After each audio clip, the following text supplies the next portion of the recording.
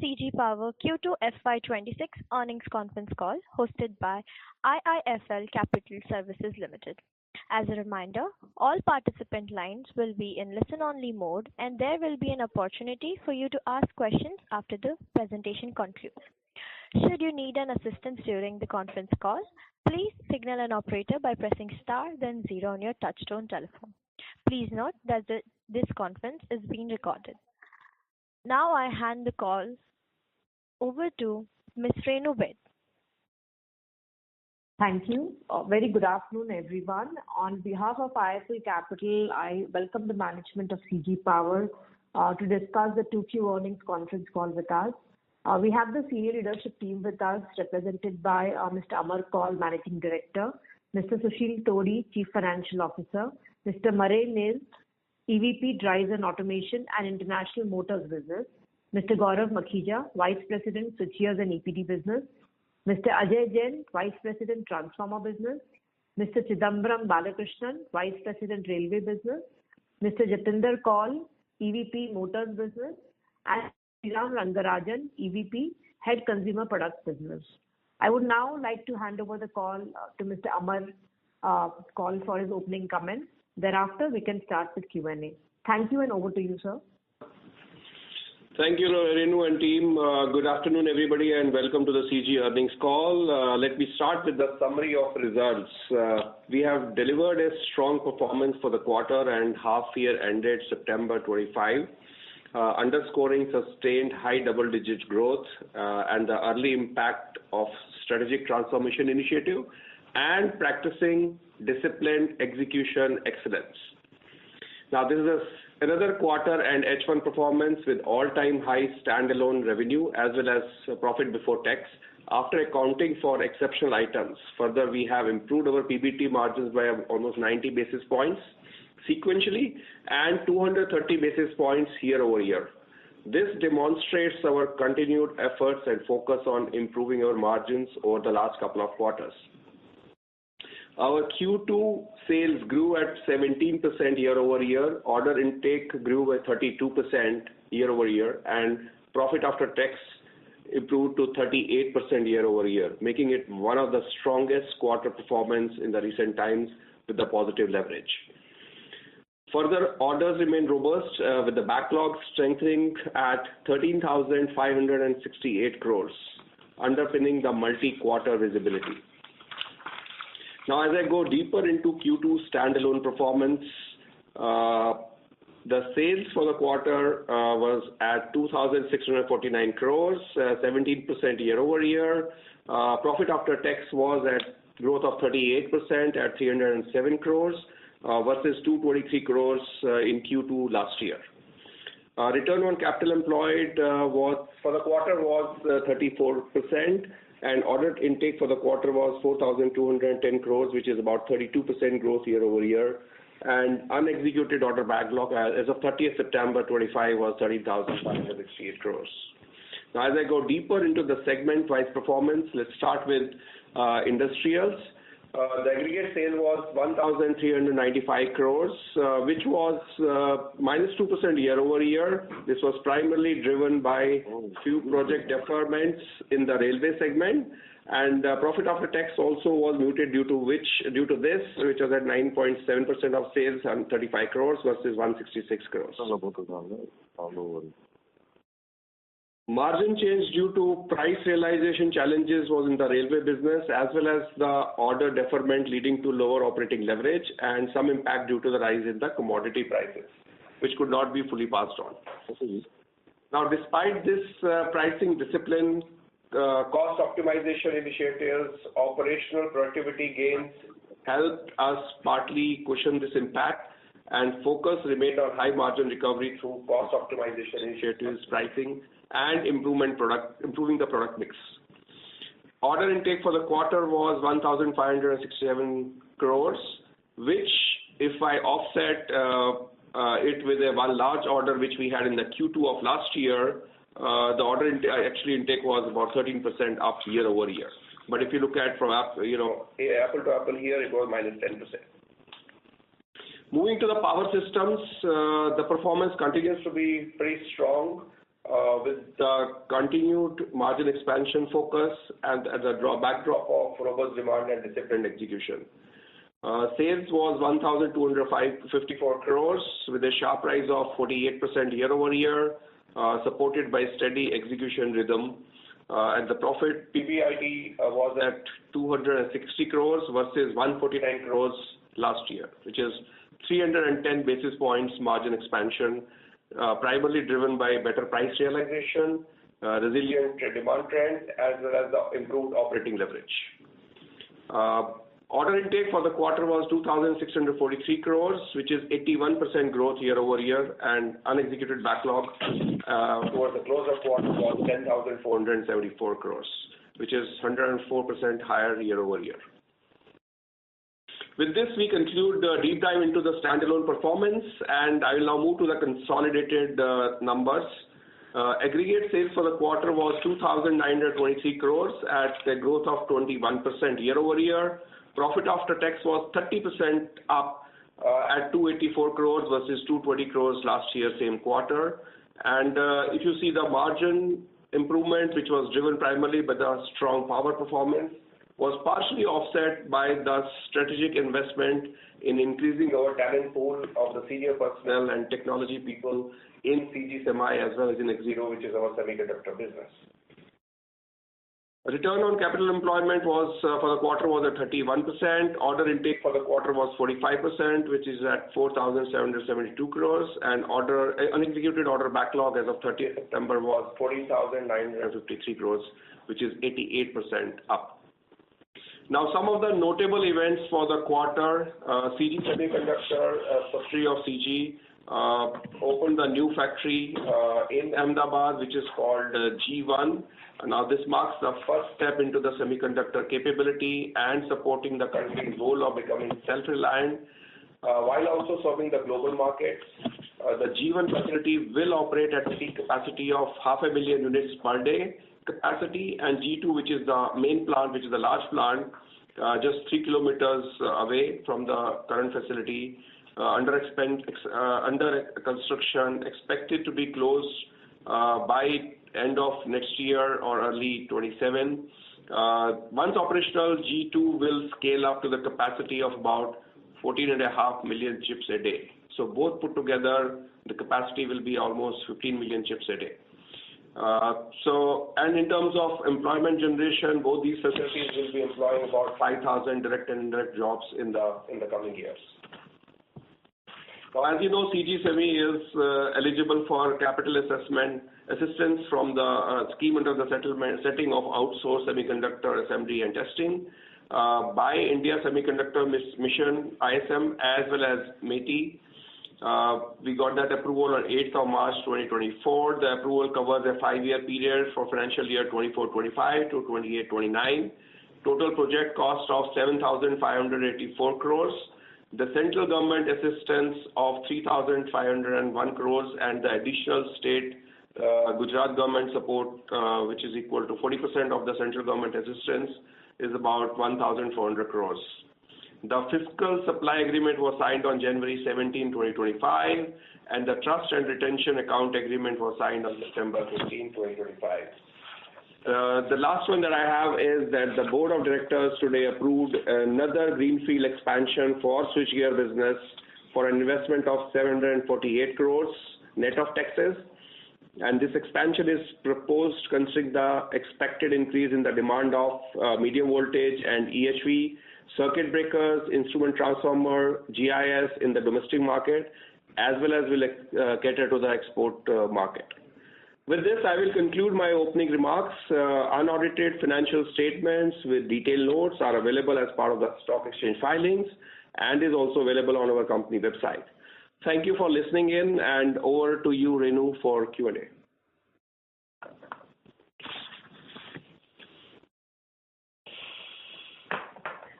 Thank you. We will now begin the question and answer session. Anyone who wishes to ask a question may press star and 1 on their touchtone telephone. If you wish to remove yourself from the question queue, you may press star and 2. Participants are requested to use your headsets while asking a question. In order to ensure the management is able to address questions from all the participants in the conference, please limit yourselves to 2 questions per participant. Should you need any follow-up question, you may rejoin the queue. Ladies and gentlemen, we will wait for a moment while the question queue assembles.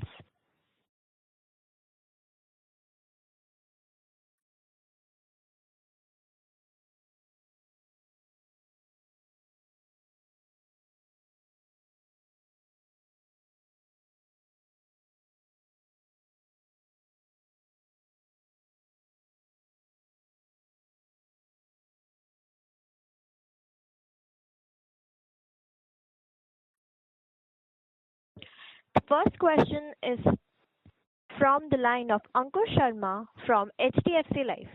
Please go ahead. Hi, good afternoon. Thanks for your time, as always. I have 2 questions on the industrial segment. So first, within that, on the LT motor side, and I know, you've been highlighting that the market has been a little subdued, last few quarters. If you could just tell us, again, how was Q2 and what are the trends you're seeing in Q3? Are we seeing any signs of growth coming back? If not, what steps are we taking to kind of improve market share there? And I understand we already have a 40% kind of market share there. The first question is on the LT motor side. And second, on the railways, where you highlighted some project deferments this quarter. If you could talk about that, is that kind of behind us? And do we expect, that revenue kind of start flowing in from Q3 onwards? Yeah, those are my questions. Thanks. Yeah, thanks, Ankush, for the good question. So first one on the LT motor side. Actually, if you tell me, I'm pretty happy with the progress made by the team there. We are doing much better than the market. If you look at the market EMA data, the market was a little better than what it was previous quarter. From negative zone, it has come to kind of flat. But in terms of, as we say, we don't give the exact numbers, but I can tell you that our order input was in double digit, which itself is a great beginning point, and even our sales was single digit, but on the positive side. So even the profitability is also improving. The team is doing a good job in terms of our CGX execution excellence, working on these areas that we can control on. So pretty positive on how it is moving forward. Railways, coming to your second question of railways, so I think there was a delay in terms of shipments for almost a month. But then it started around middle of last month. So whatever we could ship out in 15 days time is what came up. So, but then everything obviously could not be shipped out in time. So that's what it is. So it's only a shift between the 2 quarters. So. And last but not the least, if you see the pressure was also a bit off from the commodity inflation. Obviously, everything didn't pass on to the customer, and also, as you know, PVC is not in the same quarter. It goes in a couple of quarters here and there. Got that. Great. Okay, that's good to hear. Thank you.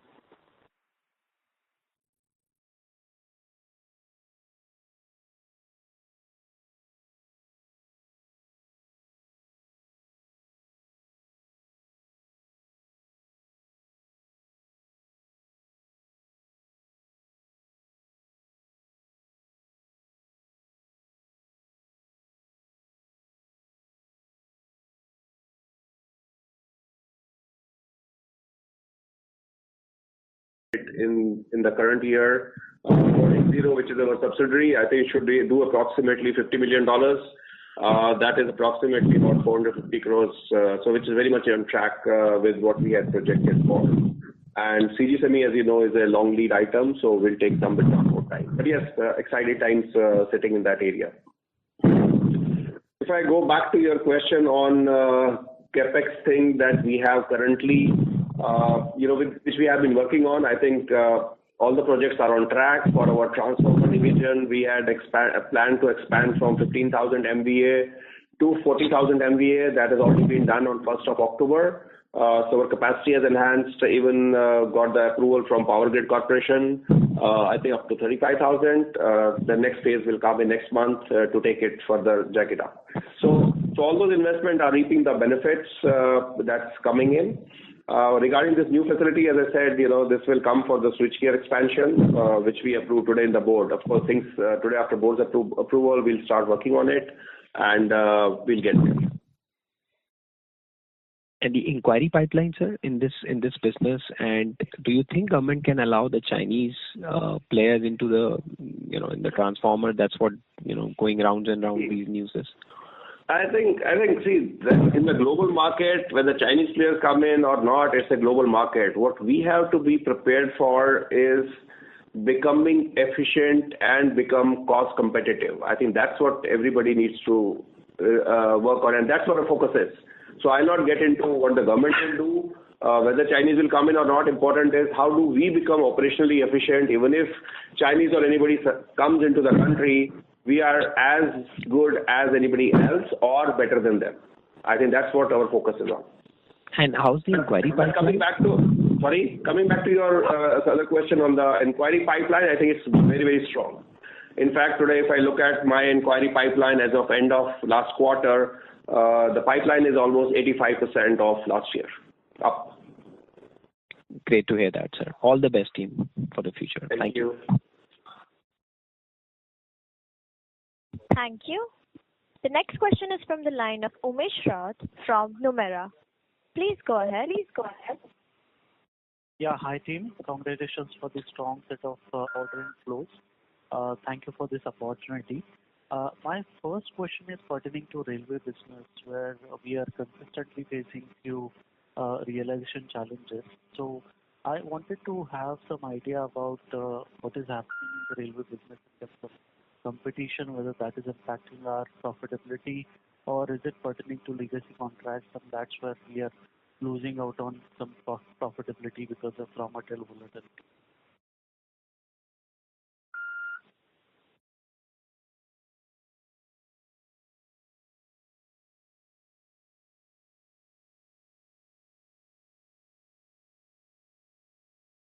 Hello?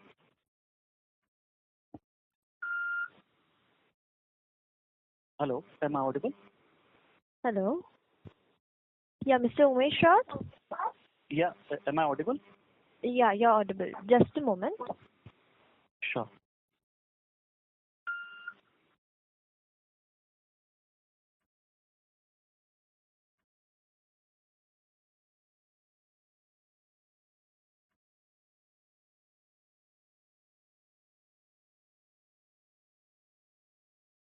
The management line was dropped. The management line is reconnecting. Kindly wait.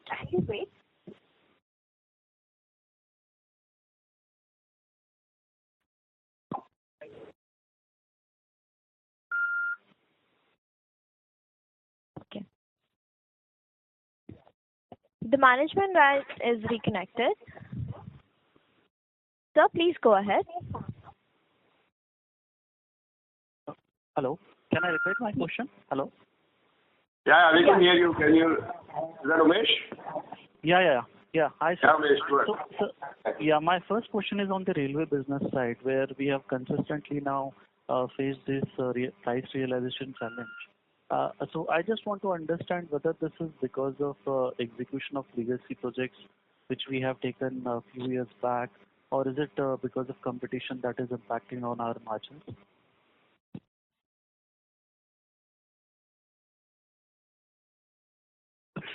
Yeah. So I think the railway business, yes, of course, the challenges are there, but as you know, this is a typical tendering business. What you take these orders are at very thin margin, and then the PVC clause that we have with the railways is actually happens average of their three different. There's a formula for that. So it takes at least 1 or 2 quarters till it comes back. So you may not have that impact in the full quarter. Second is, unlike other businesses where if there's a commodity inflation, we can quickly encash, adjust our pricing, and find a way to mitigate that risk. Whereas this business, it takes a bit of more time. But yeah, I think it's a more of patience game. But we are very, very sure about coming out of the situation as soon as possible. Got it. My second question is on the export side. we have seen a lot of new hiring taking place at a senior level for international markets, at least in the media since last few months. So just wanted to understand what is your strategy on the export side to ramp up the industrial product offering, and what kind of order pipeline you are anticipating in the exports, especially what are your plans in the U.S. Transportation infrastructure market? So when you say you're seeing the news for hiring of senior personnel, do you mean to say for CG or somebody else? CG, Emitron, and even on the some of these newer industrial product offerings on the drive side, and for the U.S. railway market as well, you have done one collaboration, and I think you are working out with new marketing team as well in the various other geographies. Right. No, I think that because the exports, of course, is one of the key pillars for us, and we are gradually taking on it. It's like foot on the gas and foot on the brake kind of a thing. So on one side, as I have been talking about in last few quarters, we are upgrading our manufacturing capabilities to make sure the standards are at par with the global standards. And on the other side, we are expanding in different markets in continuation to what I had spoken before. From Southeast Asia to a bit in Europe, in Africa to Morocco, and a bit in US. So those expansions are happening because that's where we are developing the channel. So it's a balance of business development and also the capacity expansion and upgradation to make sure we are at par with those markets. So yes, that's a journey. It'll keep happening in that direction. Okay. And my last question is on the inorganic opportunities, as you have raised funds in the recent quarter. So just wanted to understand where you are exploring these opportunities. Yeah, so I think before I get to answer your second question, in continuation to the previous question, the initial results that we are seeing for our H1, our exports in absolute terms versus H1 of last year, we are almost 20 to 25% up. So it's showing some bit of results on the pipeline, but yes, that's not a kind of, it'll happen on your own. We have to keep working pretty hard on that. So, and coming back to your second question in terms of capital allocation, yes, as I said, one is our own capacity expansion, as you looked at approximately 750 crores that we have taken the board approval for today, is for our internal, managing the day-to-day business. And second is also the potential M&As that will keep happening. So our strategy team is always on the hook to keep looking at the candidates for potential. So it will be across CG as well as semiconductor. So that's what we are actively looking at. Dilip Gaur, I'm meeting this fellow. He is the person I'm going to meet now. The next question is from, thank you. The next question is from the line of Sep Saurabh Gujjar from ICICI Prudential AMC. Please go ahead. Yeah, thanks for the opportunity. So first question is on the Kavach part. So GT Tronics had an order for around 500-600 crores from CLW in November 24, right? So on that order, where are we in terms of the execution versus the original timeline? And just to that, have we received any other follow-on orders of smaller quantum? Yeah, on Kavach, I think we are almost on track. I would say there's a delay of about a month and a half. So hopefully, I think there are only two last approvals pending. Hopefully by end of December, we should be in a position to get all this cleared out and start the shipments. And yes, after that, we have received a couple of more orders, 150 crores, and I don't have the exact numbers. So that's for both Station Kavach is also what we received the orders for. Okay, thanks. And second, there's a bookkeeping part.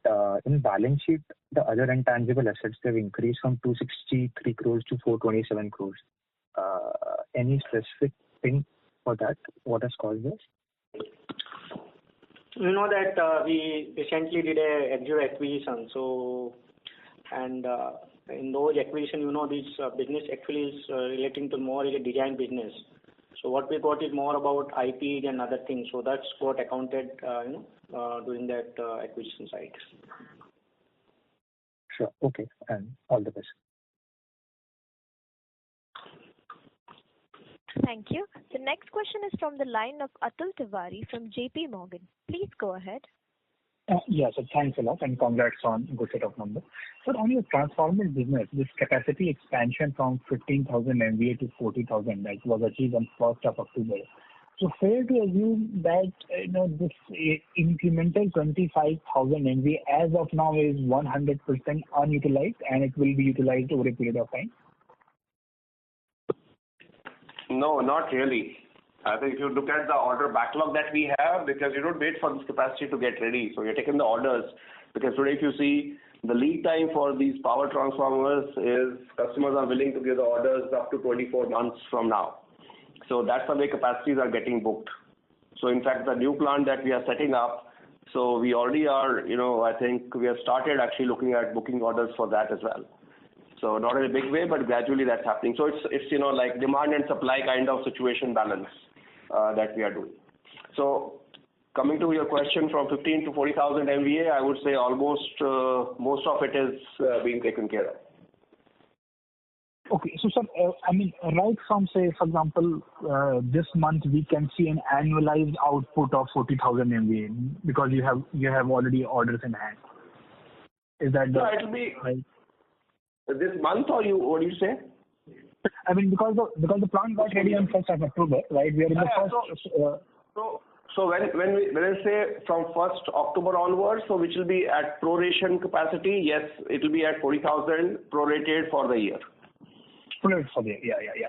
And so the next phase of expansion, I believe it's from 40,000 to 65, right? So when does that come online? So next one is this is 40,000 and the new plant which is coming up is 45,000 MVA. Okay, and by when it will be online and functioning? So as per the plan, that is 27-28, but the way we are executing, I think we'll be much ahead of our target. And the moment we have better visibility, we will let you guys know. Okay, thank you. Thank you. Thank you. The next question is from the line of Sumit Kishore from Axis Capital. Please go ahead. Thanks for the opportunity. My questions. The first one is you mentioned that the inquiry pipeline is quite strong, up 85%. But specifically for power systems, we are seeing that the award of interstate TBCB project to transmission utilities in the first half of FY26 has been slower than the previous year so far. Do you think that this poses any risk of slowdown in award of power transformer HV switchgear contracts for electrical equipment suppliers in the coming quarters relative to the past fiscal? The second question is again on exports, where exports were about 10% of consolidated sales in FY25. Can you please, you mentioned that the growth has been 20-25%, and given your consolidated is also 21%, I'm assuming export percentage in sales has not changed much. But could you also speak about the mix of exports presently, broadly color on how much is in industrial systems and power systems, and which areas do you expect to scale up in exports over the next 2 to 3 years? Yeah, sure. Good question. So what I'll do is I'll let Ajay, you're on the call. Why don't you take that question for transformer, and then after that, Gaurav, you can answer for switchgears. Yes, sir. Regarding the inquiry pipeline, the pipeline is strong. The decisions have been slow. Yes, you are right. That is because a lot of projects now are getting awarded or getting allocated to the states. So there the decision making is slow. But as far as we are concerned, we don't see any slowdown in the order booking because PSUs are still placing orders at a very fast pace. Power grid and then the power sector, this power generation sector is also opening up. So we don't foresee as such any slowdown in this area. Okay, that is because the lead time is already so high. So if there is capacity, it will get booked. Yeah, that is one thing. Second is transmission projects. Yes, if there is a slowdown in the transmission project, the power generation projects are picking up at a very fast pace in the thermal space now. Okay. Okay. Thank you, Ajay, and thanks for that question. I think very similar to what Ajay mentioned, largely switchgear follows what the transformer gets in the growth rate. So I think very similar. I think we have seen a consistent higher demand for switchgear. I think your question was both for EHV, EHV, and also followed by the medium voltage business for us as well. So there has not been any sort of a shift towards the lower demand for this business. Okay. My second question was on exports.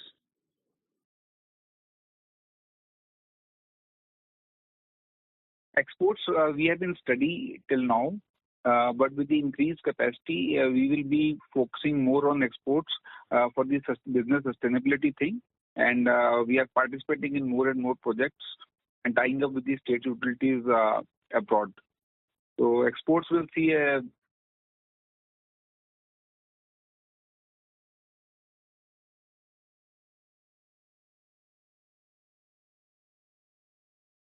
in overall exports, the share of industrial systems will be higher for motors and drives versus what is it in its overall mix for power systems?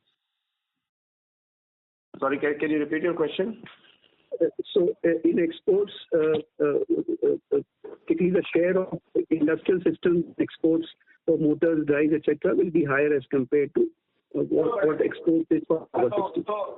So I think, Sumit, you know it pretty well. We don't give the split by details of each business, and the numbers that you talked about is higher. So we are positive on quarter for most of the businesses.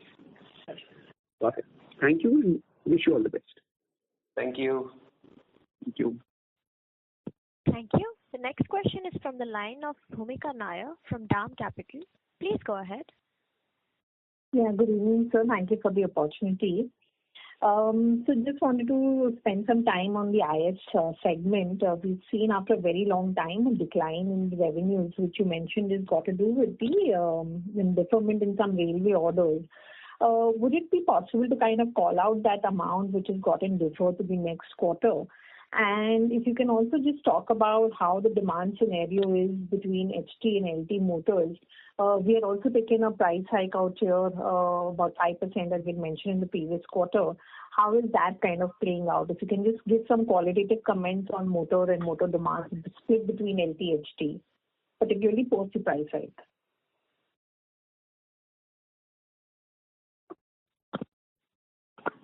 Thanks, Bhumika. So on the railway side, the question was specific. Yeah, so I think specifics we are not giving. As I said, approximately 15th of September onwards, we started our shipments, which was deferred for almost more than a month or so. So we covered some bit of it, but balance will come into this quarter. So I think that information should be good to get a feel of it, what it will look like. Coming back to your motors, on motor side, the demand, I think the demand is fairly strong, I think, in terms of inquiry pipeline, especially on the HT motors, which I'm pretty positive about. And why don't you talk about it on the motors demand? Thanks, Amar. Thank you for the opportunity. And Bhumika, a very valid question. Yeah, the rough estimate, the first question you asked is what is the split between the LT and the HT. LT is far more higher than HT, but there is a lot of big projects that are coming in the HT. If I have to give you a rough estimate, it will be around 80-20 types of ratio between the LT and the HT piece of business. The second part of the question, what you asked is that the price increase that was implemented earlier there in the month of July is it's coming up well. It's being received well in the market, and we have got good results out of it. And we have been able to, it has compensated our copper and steel prices. I also want to call out that many of our other friends also have increased their prices. So this is a common factor that is there in the industry. Okay, thanks. So this basically means that the margin should kind of bounce back into the third quarter once the revenues normalize and full benefit of the price hikes takes place. So, Bhumika, will not be forecasting what it will be for the next, as you know, we don't give the guidance on that. But as I mentioned, I'm pretty comfortable with the motor side of the business, the way it is bouncing back. Yes, we have to see the good days ahead. Sure. And so lastly, if I can also just ask about the progress on the EV motors category, how is that progressing? Where are we on that? I think the progress has been still slow, but I'm looking forward to some exciting days ahead. So just pause for a couple of days more, and I think we should come back with some more information. Sure, sir. Okay. Thanks. All the best. Thank you. The next question is from the line of Ravi Swaminathan from Avendus Spark. Please go ahead. Hi, sir. Thanks for taking my question and congrats on a good set of numbers. My questions are related to the power segment, trying to be slightly more granular. Can you give a kind of a broad overview as to individual subcategories, how they have grown during this quarter or half year, like power transformers, distribution transformers, switch gears? Have they grown at the same pace or there are differences in growth? And similarly, in terms of either revenue or order inflow or order book breakup, how the order book is across categories like renewables, coal-based thermal, industrial applications, and even breakup like power grid, ACB, private, export. Any sense on that? See, of course, as you know, that we don't give the breakup of each business and subsegment details, but the orders that we have received, it's cutting across most of the sectors. Whether it's power within power, there are a couple of orders that I remember are from renewables as well. It is for the data center, so it cuts across from transmission, T&D. So it's cutting across most of the segments that you can think of. So it's not one particular segment that I would say we are into. Understood, sir. And in terms of growth across power transformers, distribution transformers, and switchgears, is there any big difference between growth, or is it similar growth in all these categories? The only thing I can share right now is power is leading because as we get into mega distribution, 400 and 765 kV, so those are the more and more inquiries on that, and but others are also catching up very fast. So good news is everybody is into high double digits. Understood, sir. And in terms of momentum of orders, are we seeing more orders from the generation side or transmission side in the power side? It's across T&D. Understood. And final question with respect to capacity utilization of the switchgear facility. You had mentioned that the power transformer facility is running at almost full capacity. What is the number for the switchgear capacity? Switchgear is also at about 85 to 88% right now. But again, the expansion that we had undertaken last couple of quarters back, so that's also getting executed in parallel. So I would say as we progress in next few quarters, we'll come down to probably 80, 75, 80% and again bounce back to 85%. So that's where we are operating at. Understood, sir. Thanks a lot. Thank you. Thank you. The next question is from Harshit Patel from Equirus Securities. Please go ahead. Thank you very much for the opportunity, sir. So firstly, in the power systems business, we have outgrown many of our competitors in the last 2.5 years. So what are the factors which have enabled us to gain market share? Is it more about us being ready with the further capacity? Sorry to interrupt, sir, but your voice is muffled. Hello, is this audible? No. Hello, am I audible? Yeah. Yeah, sure. Sir, my first question is on the power systems business. We have outgrown most of our competitors in the past 2.5 years. So what factors have enabled the market share gains for us? Is it more about being ready with the further capacity when the competitors were not ready? Harshit, I wish I had one answer for you. It's a combination of many things. But what is important is our execution excellence, which is CG Edge. You can look at our website. I think that's what we are practicing every day, keep compressing the cycle time, go faster, double the speed of what anybody else can do. I think that's what the team both Ajay and Gaurav from the power sector are practicing day in and day out, and that's what they're executing. So it's a combination of many things. If it was so simple, then everybody would have done it. Understood, sir. Secondly, could you throw some light on our association with Flender for expanding our US business? If you can explain the nature of our agreement, whether this is more of a contract manufacturing agreement for them or something else, that will be very helpful. Yeah, so I think this agreement is more for, because in US we see this big opportunity, and if you have to get into local market in US, most of these OEMs, they first ask for what happens tomorrow if I have problem in my motor. So you have to have somebody ready now. If there's an issue or repair is required, somebody is there to service it at the drop of a hat. And if you start organically today to set it up, I think it will take us a couple of years till we have that infrastructure. So there's a first step into the game is to have a partner who is reliable and can do a lot of it. And they do, we have seen their facilities, they are pretty equipped across North America to do that. So that's the kind of association that we have. It will be, kind of joint. It's a win-win situation for both of us. They get the business in terms of repair and remanufacturing facility. And also we get even warehouses when we send the motors from here. That's good, sir. Thank you very much for answering my questions, and all the very best. You're welcome. Thank you. Thank you. The next question is from the line of Renu Beth Pugalia from IIFL Capital. Please go ahead. Yeah, thanks. Team, I have just one question related to power systems. While the cycle has been doing pretty well in terms of profitability and capacity expansion, strategically from the perspective of building capabilities and expanding portfolio, can you highlight what are our thoughts in terms of broad basing a product mix beyond switch gears and transformers into new products segment which could be next generation beyond the current cycle? Thank you.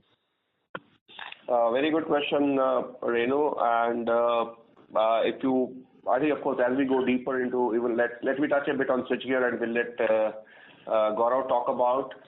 It will be a combination of existing product portfolio that I talked about and also a bit of power electronics. So it will be combination. So Gaurav, why don't you touch on that? Yeah, I think, thank you for that question there.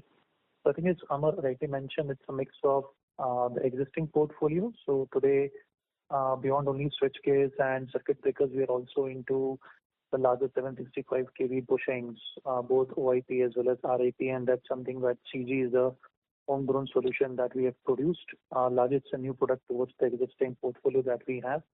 So again, Amar touched upon power electronics. Secondly, also about the green solutions. So moving from SF6 to SF6 free is some of the critical work that the teams have been doing across the factories of Nasik as well as Aurangabad from an innovation standpoint. So yes, I think there's a clear focus along with a strong pipeline of new product developments that's getting discussed across switchgear for both the units now. And on the technology side, where are we with respect to the GIS portfolio? Also, does the company have any plans to get into power, as in our reliability solutions like STATCOMs also? Amar, you want me to take that question? Yeah, go ahead, take it, Gaurav. Okay. So I think the first point that you did raise about the technology, yes, on the GIS piece, I think we should be proudly coming out with a complete Make in India solution for our 400 kV GIS in the next fiscal year. So I think that's a very proud moment for CG to have a full homegrown solution coming out of the Nasik factory there. So yes, we should be playing very strongly in the GIS segment in the future growth years as well. So coming on the STATCOM, yes, I think the way Amar mentioned, there is always eye on looking at both organic as well as inorganic conversations around technology acquisitions there. So yes, I think there is a thought as well as the right actions around that technology piece as well. Thanks much and best wishes team. Thank you. Thank you. The next question is from the line of Jay Gandhi from Ambit Capital. Please go ahead. Hi, am I audible? Yes. Yeah. First of all, thank you for the opportunity. So my question is that as per CEA's data, India has missed their power transformer installations materially for the first half of this year. So does this pose as a risk for us, as it will take longer for our order to convert from backlog to sales? Will it impact the growth rates in the future and the margins? And my second question is that with our power transformation capacity coming online to 85 GVA in the coming years, what would be an expected mix of sales from global and local markets to maintain a healthy set of capacity utilization? Ajay, can you take that? Yeah, I can take that. So for the increased added capacity, what we are planning in our new plant, we are planning to have around 35 to 40% of the revenues coming from exports. So this is important for the business sustainability point of view also. And from the current capacities also, we are, as of now, the exports is around 10%, so it will grow to around 20% in these, because we cannot vacate the domestic segments as of now. Also, my first question on the execution delays from power transformation installations. How would it impact our conversion from backlog to sales? As of now, all the developers, they are taking the supplies, whether in case there are delays in their projects, even then they are supporting us by taking the deliveries and storing the transformers near to the locations because of the supply constraints. Because they know that if the project is delayed, if they are not taking the deliveries, then these transformers, because of standard CS specifications, can get diverted to other places. In the long run, I have a feeling with the kind of focus the government is having, the right of way and this land acquisition. So both things will catch up and there won't be any delays in the long run. Yes, because of one more reason is because of heavy rains also there were some delays this year. Understood. Thank you so much. All the best. Thank you.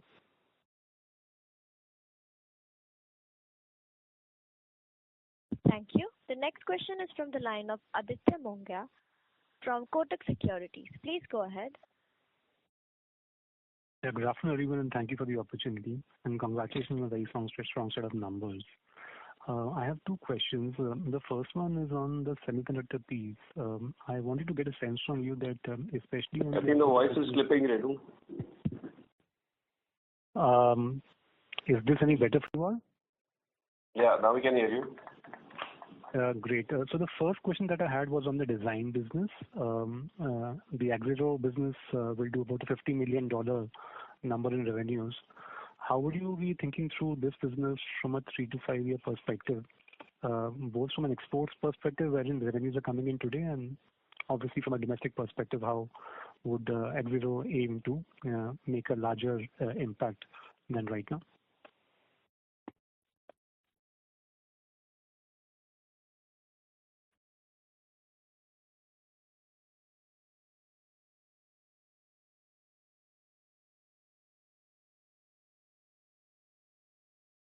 Hello?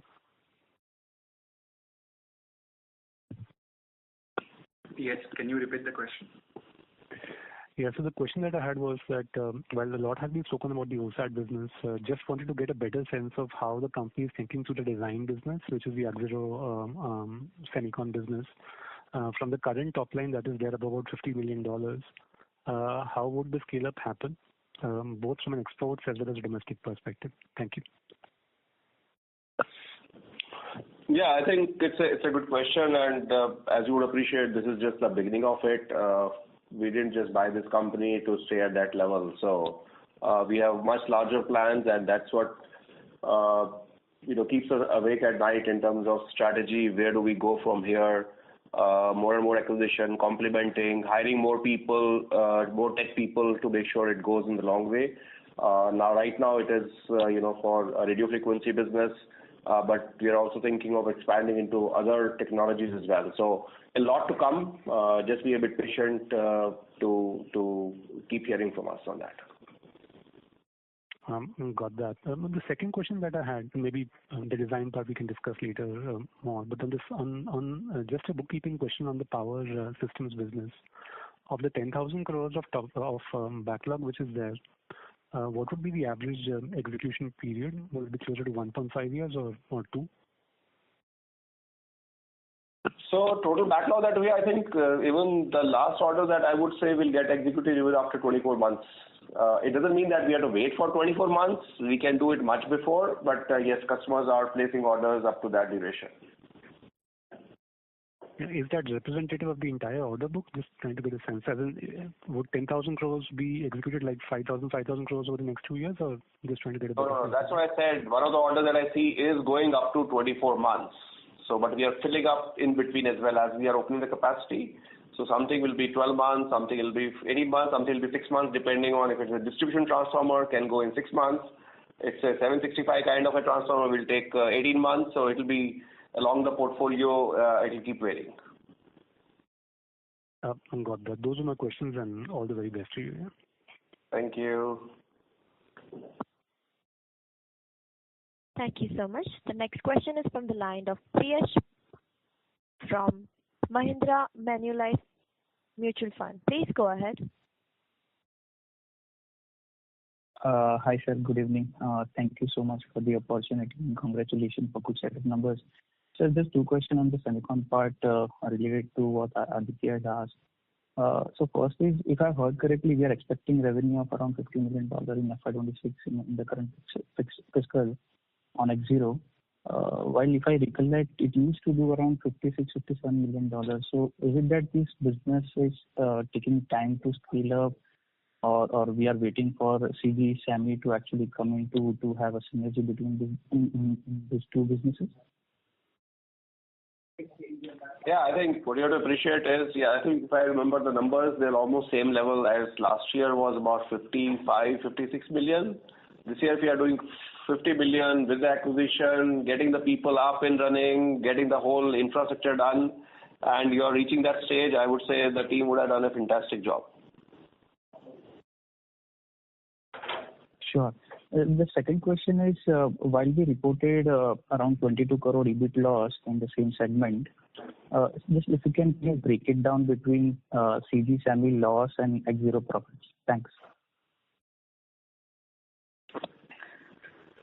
So X0 is at break-even level, so they are not making any loss at this point of time. Sure. Thank you so much, sir, for answering all those questions. Thank you. Thank you so much. Ladies and gentlemen, that was the last question for today. I would now like to hand the conference over to